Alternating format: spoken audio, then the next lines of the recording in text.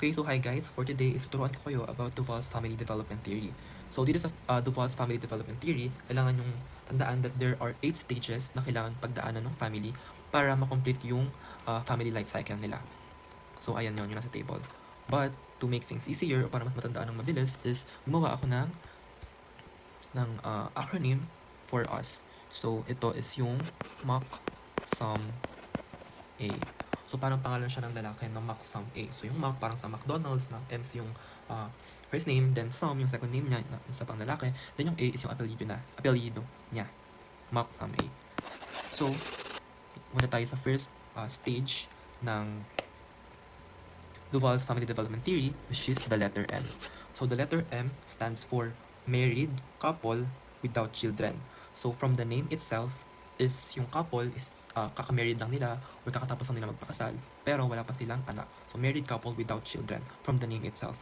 So lalagyan natin dito sa taas is 0 since wala pa silang anak. Kasi yung mga stages na to, yung mga stages na yan, yung mga yan, is nakabase yan sa age nung eldest child nila.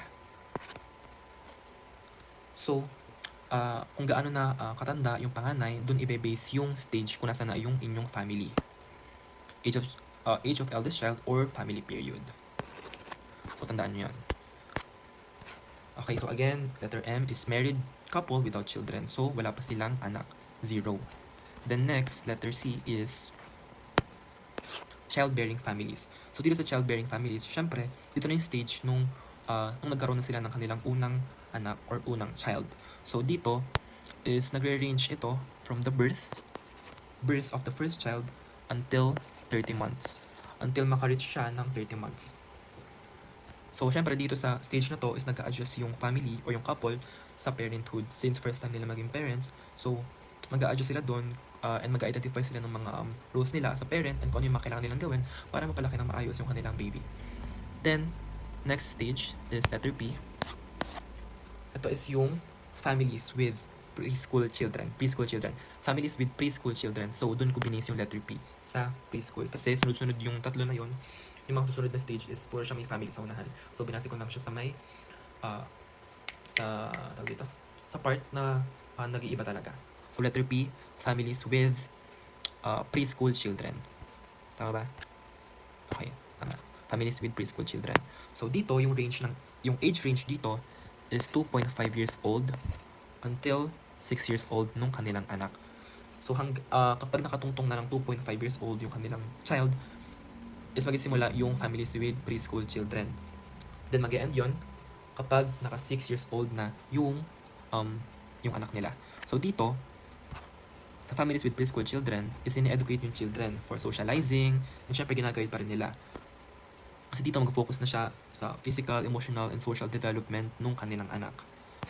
Then next, letter S is families with school-age children. So yung age range nito is 6 years old until 13 years old.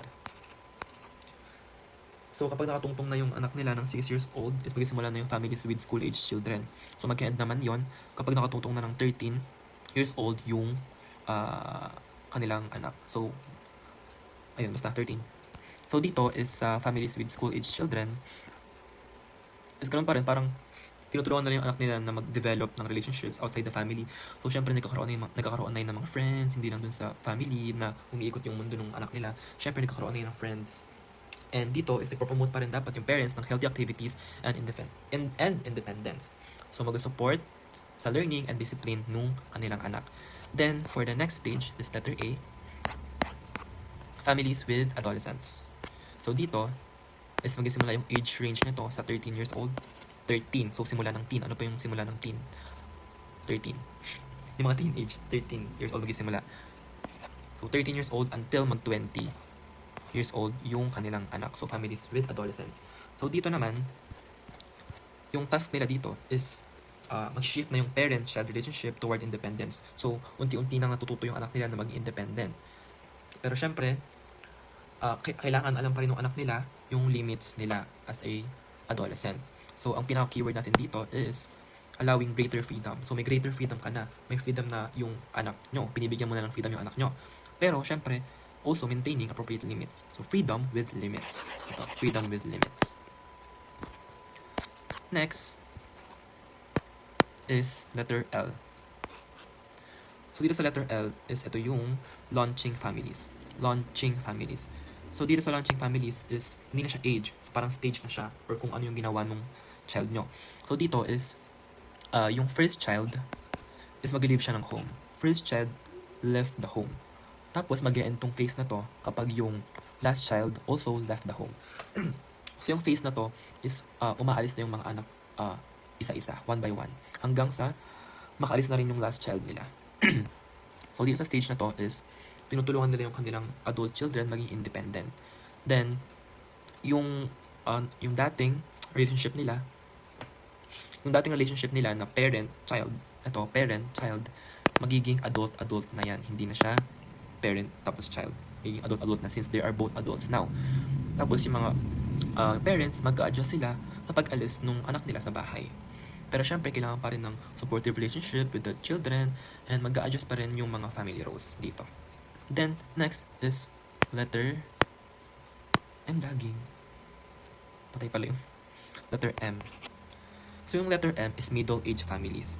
So, dito, the children is no longer at the home. Lahat ng children is no longer at the home. So, dun magsisimula yung stage na to kapag wala nang natirang anak sa bahay nyo. And kayong dalawa na lang ulit ng asawa mo yung natira sa inyong family.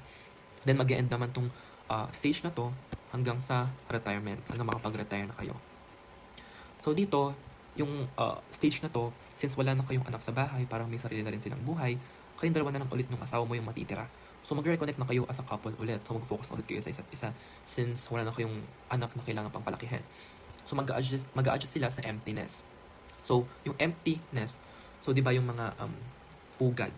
Yung mga pugad ng mga birds is doon nila pinapalaki yung mga anak nila simula sa umitlog sila hanggang sa mag-hatch. And in terms of the family naman, pag connect ka dito sa family is emptiness. So, nawala na yung mga anak nila dun sa kanilang pamamahay or sa nest nila. Ayun. Then lastly, maximum A is aging families. So, ito is yung magisimula yung phase na to sa post-retirement kapag retired na silang parehas hanggang sa death nung parehas na couple. So, wala nang matitira sa kanila. So, sa phase na to is mag-a-adjust sila sa retirement, then mag-reminisce na sila sa buhay-buhay nila, sa mga ginagawa nila dati. Tapos, magisimula na yung mga age-related health changes like magkakaroon na sila ng sakit hanggang sa they reach their death. So, nakalagay dito, they are coping with declining health, meaning bumababa yung kanilang health. And prepare na sila for end-of-life needs. So, yung mga kailangan nila sa kanilang pagkamatay. So, that is all for the Duval's Family Development Theory. So, again, maximum A. So, yung M is married couple without children. So, wala pa silang anak, so 0. Then, C is childbearing families from the birth until the 30 months of the baby. Here. Okay, sundan natin. From the birth to the 30 months of the baby. Then, sa P is families with preschool children.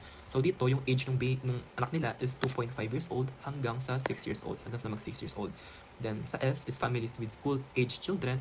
Mag-start to kapag naging 6 years old na yung anak nila hanggang sa maging 13 years old. Starting of the teen age, 13. Then, letter A is families with adolescents. So, teens na yung anak nila, 13 hanggang sa maging 20. Then, letter L, launching families. Yung first child leaves the home. Yung pangalan nila, alis ng bahay. Mag-start yun doon. Hanggang sa yung bunso nila or yung last child nila also leaves the home. Letter M is middle-aged family. So, the children, you see, is no longer at the home. Mag-start yun doon. Hanggang sa retirement nila. And for the last stage is aging families. So, post-retirement ng dalawa, ng couple, then until their death.